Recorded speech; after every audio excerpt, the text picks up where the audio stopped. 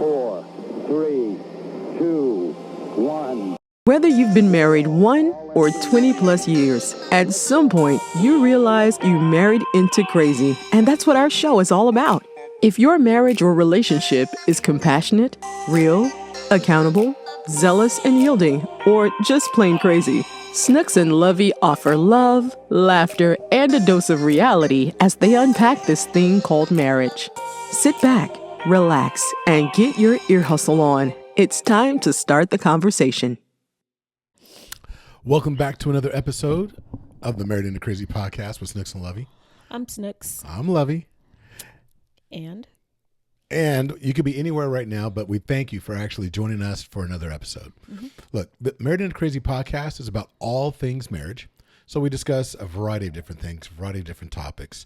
We teach on the 5 pillars, and we discuss it, and we've developed it. It's around being crazy. And what does crazy stand for? Compassionate, real, accountable, zealous, and yielding. Yeah, and not one comes before the other. I mean, even though it says crazy and it's got a method, sometimes, you need to be more of one than the other. Mm-hmm. I mean, as long as I feel like you said, all basically what you're saying is all parts are equal. One is not more important. Well, I don't know. I guess it really just depends on the situation. It's always dependent upon the situation. Yeah. I mean, yeah. But as long as you're exercising that, how we say, well, I'll say how we say it, but 20% of each one makes 100, but it should be 500% because you should always be given 100 in every single area. Each one compassionate, real, accountable, zealous, and yielding. Exactly. Yep. Okay, for those of you who are slow on the math, so there's 5 ones and 20, and each actually adds up to 100. Because I had to sit there and think about it, like, wait, what's she talking about? 20%. I just got my master's, so I'm trying to be smart. Congratulations! Thank you. Congratulations on getting your master's degree in social work. I mean, thank you. I appreciate you. I haven't, we haven't had the official ceremony. That's not until July. I haven't received my diploma yet. It's on its way, but we just kind of been like, every day it's like, oh, I'm done, because for the longest amount of time, every spare moment, if I'm not doing something with, the kids or doing with Lovey or doing something MIC, it was literally spent on doing homework or more recently doing my internship, which is still connected to school. So once I finished, I submitted my last assignment. I'm gonna be honest, it's been taking me a while to not be like, oh, I could just totally relax without thinking, oh, wait, I gotta go back in the office or I have to do something. And you do. Not now she's fully invested in Married into Crazy, so I got chores for you. But okay, anyway. But so it's like we talk about learning, having to unlearn that I'm not stuck at a computer. I won't be stuck at a computer all day. I don't have any more of those all-nighters, which, typically an all-nighter was I had to make myself go to bed at 3:00 in the morning because I was working on an assignment. A lot of times staying up late like that is because I wanted to make sure that I spent some quality time with my family on Saturday or something. So I'm like, okay, I'll pay the price on Friday night so that I could devote my Saturday evening or even my Sunday to hanging out with my family, just doing things, together, Lovey and I as a couple. But it's true. So, and we're super excited that you've done that, and which is why we celebrated you this weekend. Yeah. So, this weekend. Wait, before you go there. Okay. Hey, listen, before we continue, make sure you go over to marriedintocrazy.com and look at all the different ways that we support your marriage. There's so many different things that we do. And soon and very soon, right now, I'm just going to put it out there.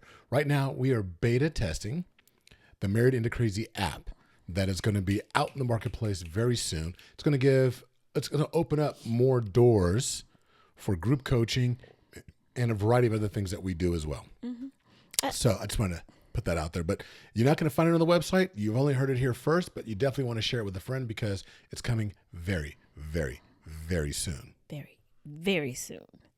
So back to the amazing party that I threw for you. The amazing party. So, I mean, I don't know. You want to set it up? You want to tell it what? No, I mean, so we talked about date night, right? And so a couple of months ago or thereabouts, maybe it was a month ago. Was it January? It was January. Yeah. So in January, I took her out to a surprise date night. And in doing that, it was something that she didn't know. I just told her, the type of clothes to wear, what time we were going. I wouldn't tell her where we were going, any of that. So we went out and we did the orchestra with the candlelight orchestra, where they played contemporary music, but to kind of like a very Bridgerton type thing, without the dressing up, right? So it was really cool. It was a lot of fun. Mm-hmm. And then we ended up double dating with another couple that happened to be there that are very close to us as well. And so in doing that, it was actually setting the stage. I told her, I've already scheduled another date night. And it's a mystery date night, and I've already got the tickets and this, that, and the other. So I kind of laid it out there so that way it wouldn't be a surprise. Like last minute, so she would think it was going to be a surprise. Mm-hmm. But what I had done was started reaching out to our family members, specifically parents, because there are some people that got heated, like, oh, how come I didn't get invited? Because it was intentional.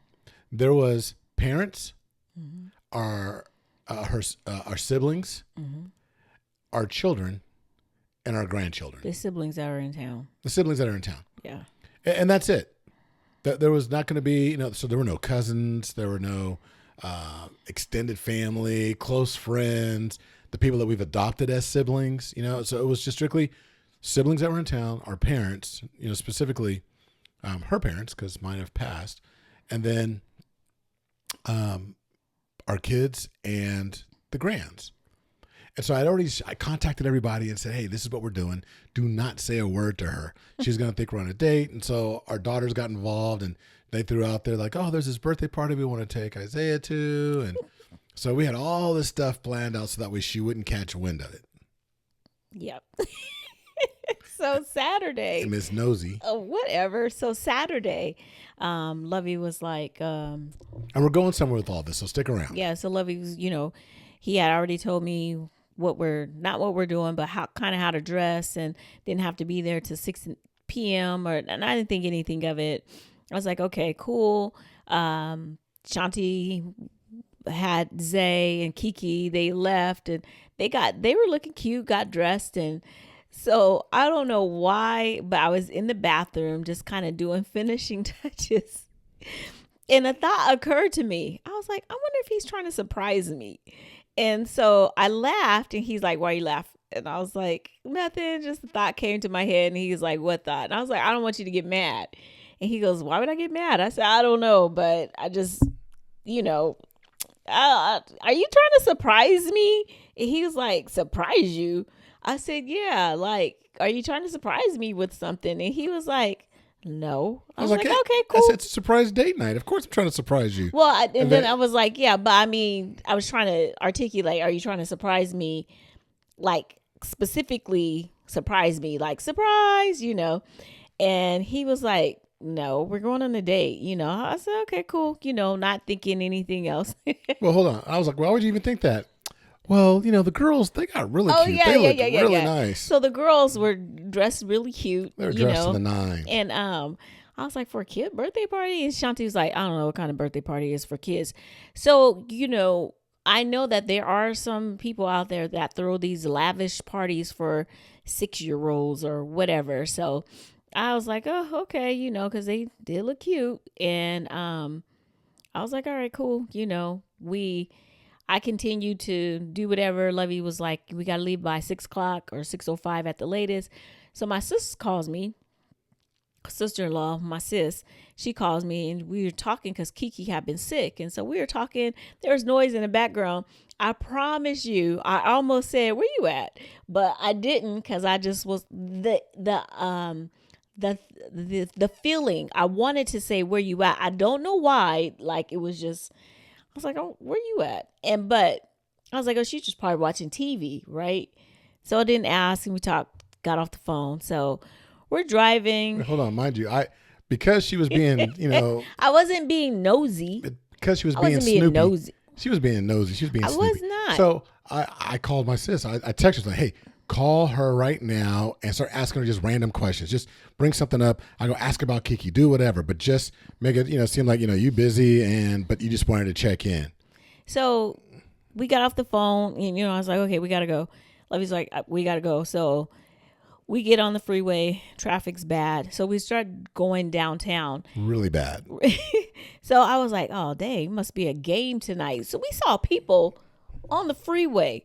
And I thought that it looked like they were trying to what are they called? Like scalpers or whatever they were selling. But then I noticed they were selling merchandise. And I was like, dang, that should be illegal because they're literally on the freeway towards the off-ramp.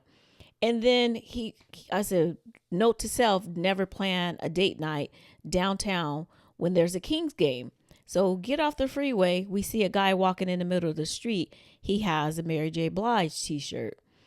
And he was like, oh, the concert's tonight. I said, that's right. I said, are we going to see Mary J?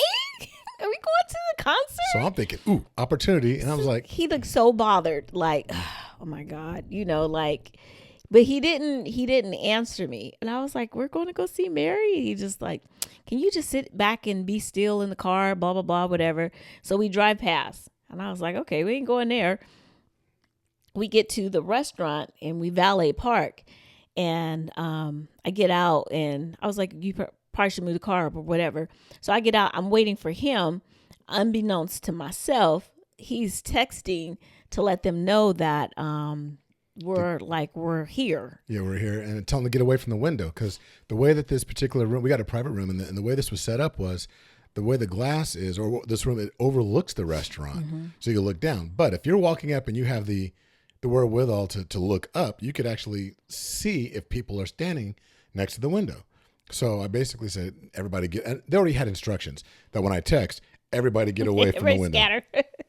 So I didn't look up because I had never been there, but I saw the glass. It was so pretty. And so the lady was, honestly, she was a little bit too like, oh yeah, I was like, okay. But so we walk upstairs and I was like, this is nice. Never been here. So we go in the room and my family is there. And they yell surprise. I'm surprised. And so we have dinner, give a speech. Lovey gives a speech and we're talking, taking pictures, whatever. So I got flowers and cards and everything. So we were upstairs for the duration of the evening. So when we came downstairs, our waitress, shout out to Tamara, she was amazing. So when we came down, she was like, oh, there's a mural. You guys take a picture together. I'll take it of you. Great lighting. So I'm putting my stuff down like on the ledge and everything else is around the corner on the table. And I was like, put everything over here. Just quit. We don't need it in multiple places. And she was like, no, this is fine. This is fine. I didn't say that. And he didn't say that. But okay. Yes, anyway. Yes, so. All right, so we get our picture, we get home, and in the car, I'm like, oh, I should open the cards. And I'm like, oh, I'll wait till later because I'm full, tired. So next day comes, we go to church, we go eat. And so now we're chilling on the couch. And I'm like, oh, I should open my cards, We can't find the cards anywhere. So I'm like, where are the cards? And Lovey says, oh, I thought I saw them in a bag. I thought I put them in a bag. And with the food, with the flowers, he's like, oh, but I threw trash in there.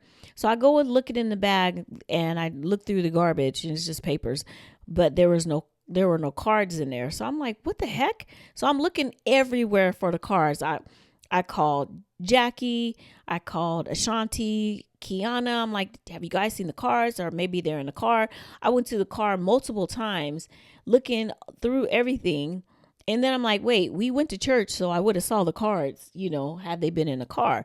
So I'm upstairs, I'm downstairs, and I'm just like, what in the heck happened to the cards? In the car, under the passenger seat. Maybe it fell everywhere. under the driver's seat, and in the very back of the car. I mean, we're looking everywhere. So Lovey says, so no, he doesn't say anything, but you know your partner, right? So he starts getting a little bit attitude. Like having attitude. And so I'm just like, oh my gosh, I cannot believe, I don't have my cards, and I'm kind of freaking out a little bit. So he's calling the restaurant and he had to leave a couple of messages. And so I was just like, I just do not understand what happened to these cards. So I'm restless now. So I says, well, the only thing I think is, we can drive back up to the restaurant. And he's kind of saying it a little snarky.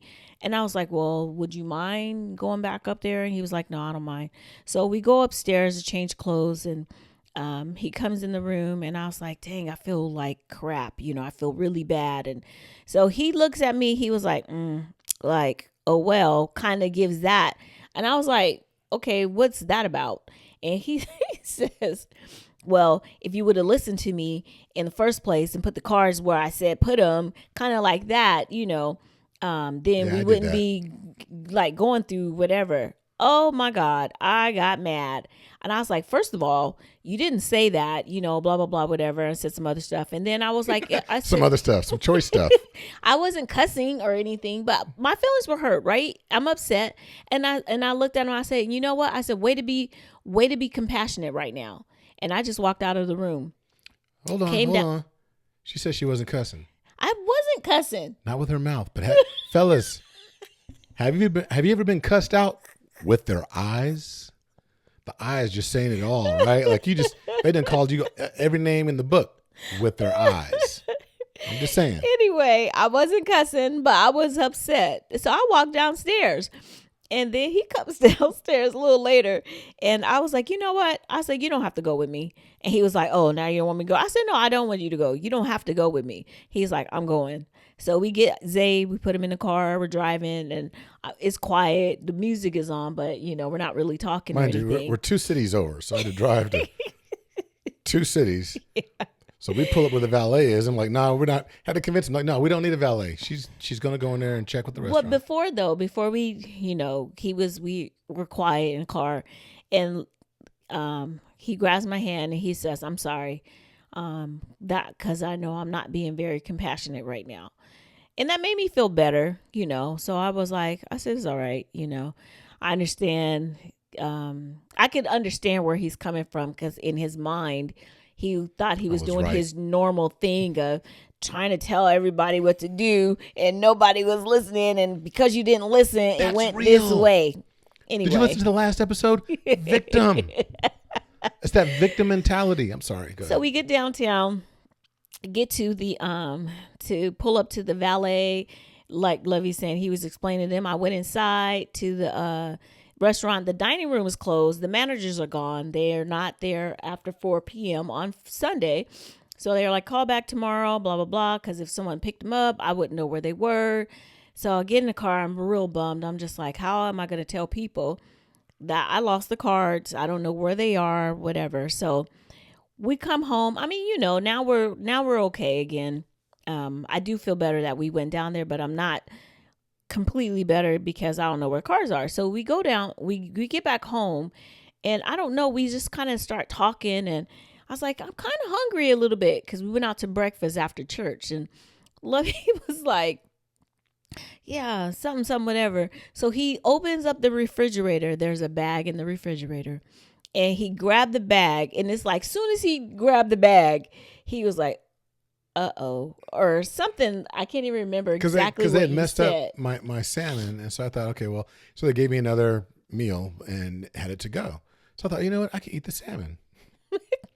So, but as soon as do you remember what you said when you grabbed the bag? No, what did I say? I don't remember. It was something like, or oh my God, or yeah, it was basically something like that. And so it's funny because I'm on the other side of the island.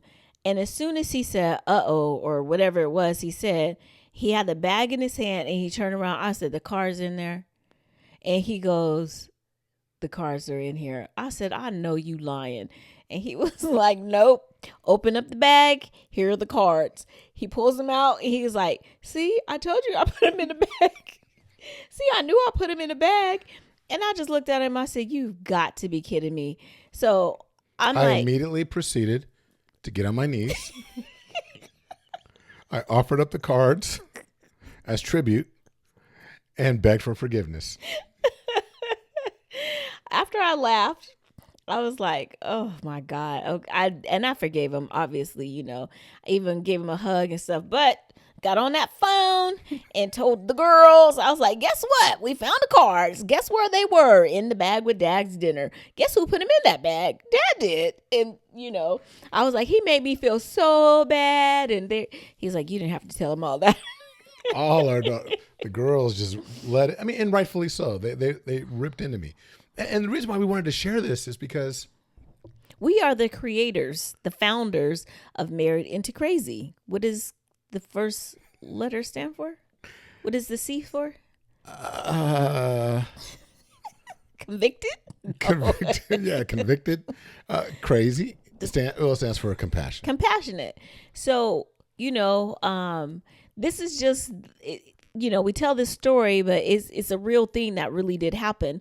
But it also just lets you know that it doesn't matter how far you are in the game of this marriage thing, what ministry you have, or, what you do, whatever, you're still going to slip up, mess up, and because people be people, and you know what I mean? Oh, absolutely. And the funny thing is, I knew I should have been more compassionate in the moment, but I was so convicted. Yeah, I think C stands for convicted.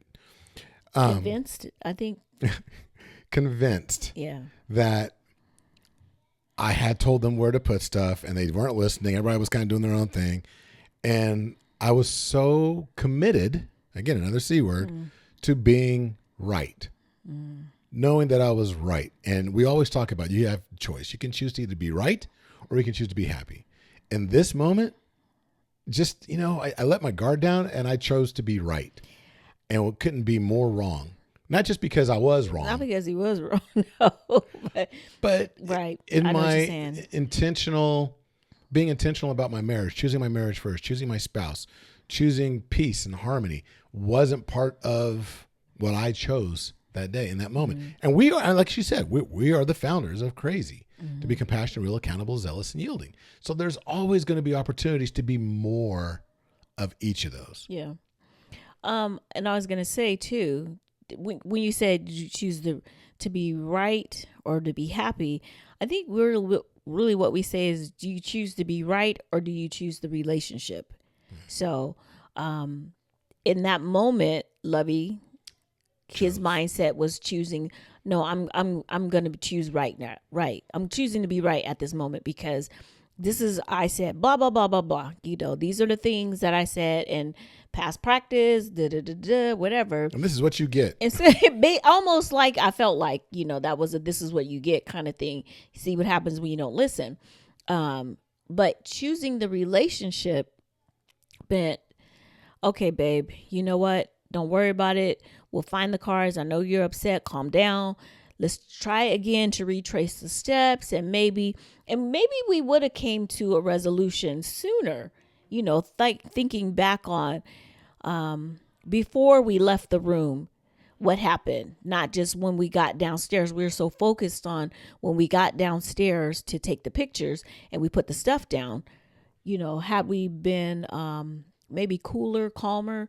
And even myself, because I was really worked up, like I was almost shaking. I was like, oh my gosh, because I felt so ungrateful. Like if I was grateful, then I wouldn't have misplaced the cards, And her jerk of a cousin, her jerk of a husband. Like, ew, we are not in Kentucky, Let me put a disclaimer out there for all of our listeners that are in Kentucky.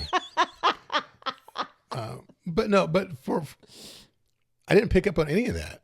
And when you choose to be right, you lose your ability to really have true vision. You start, you're blindsided. Now all of a sudden you have blind spots all around you simply because you've got tunnel vision on being right and being arrogant, quite honestly. And I was, and though I joked a little bit when I apologized, thankfully she was graceful enough to offer me grace, and she joked as well, and then we were able to. And I think the lesson here isn't necessarily just, there's a lot of lessons, but one of them isn't just about make sure that you are open to other options and not trying to be right, but also being open to giving grace. But then even more than that, being open to finding resolution afterwards. This incident early in our marriage, I'd say in the first 10 years or so, this thing would have been days, It could have been days, yeah, of me not especially speaking. the first 4 years. Yeah, you always think you know, this is blah, blah, blah, whatever. I mean, you always should know me. Yeah, and neither of us willing to budge Yeah. and fighting and arguing this, that, and the other. And it would have taken, if not a week, at least a few days for us to get past that. And the fact that we were able to find resolution within, I won't say a couple hours, it was half a day.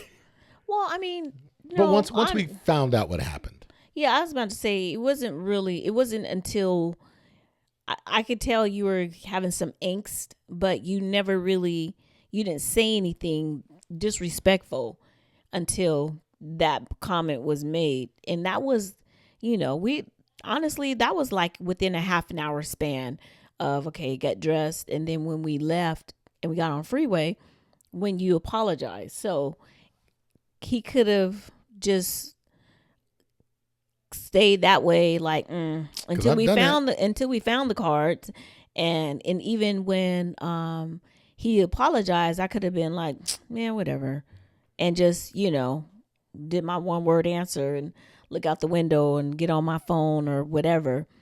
We didn't. Neither one of us did that.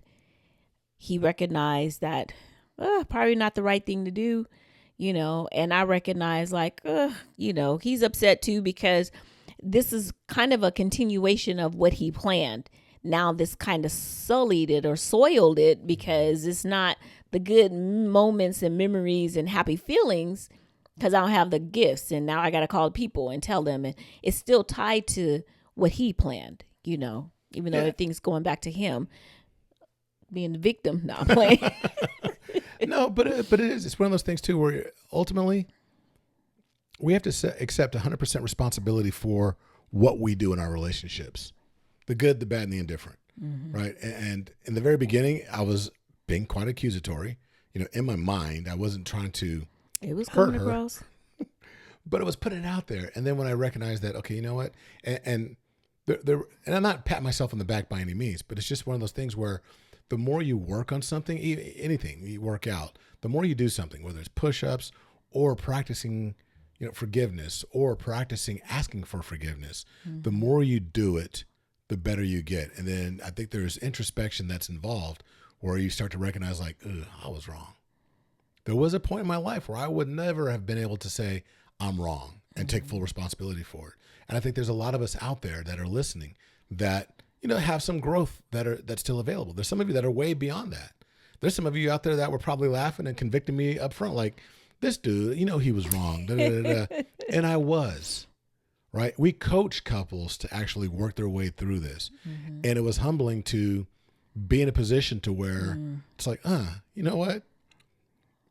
We're not so far gone or into this that we're not susceptible or immune from making mistakes as well. And I say we, but I'm talking about me specifically. Well, no, I mean, I feel like it's a good lesson for both of us, because it is one of those things where, I mean, let's just be honest. Sometimes when you feel like you're an expert at something, you think that you won't make mistakes. And so you could possibly lose some humility and think that, I'm above board. And then when it comes to your face, you're like, oh, wait, it could be a wake up call for something like that. But I'm just saying that it just goes to show we are human. We do make mistakes, and there's always going to be an opportunity to grow and to get better. Absolutely. No matter who you are, don't ever think that you are so above making an error or a mistake. I don't care what it is that you do. I don't care how perfect it is. I don't care how much lovey-dovey you got going on or whatever. There will always be room for you to improve. Absolutely. So, hey, thank you for kind of going on this ride with us, listen to the story. We truly do appreciate you. And like we always Everybody say, just go and comment and tell Lovey he owed me more than just an apology. No, I'm playing. Jump in the comments. You know what? Go ahead. Hit us up on social media. You can find us on all social media at Married Into Crazy. Go on there. Blast me. Let me know what's going on. We'll chop it up a little bit. All right. Hey, until the next time. Be blessed. Bye. Okay, bye-bye. Thank you for listening to the Married Into Crazy podcast with Snooks and Lovey. Please like, subscribe to, and review the show wherever you access it, and tell a friend about us. Visit marriedintocrazy.com and see how Snooks and Lovey can bless your marriage directly.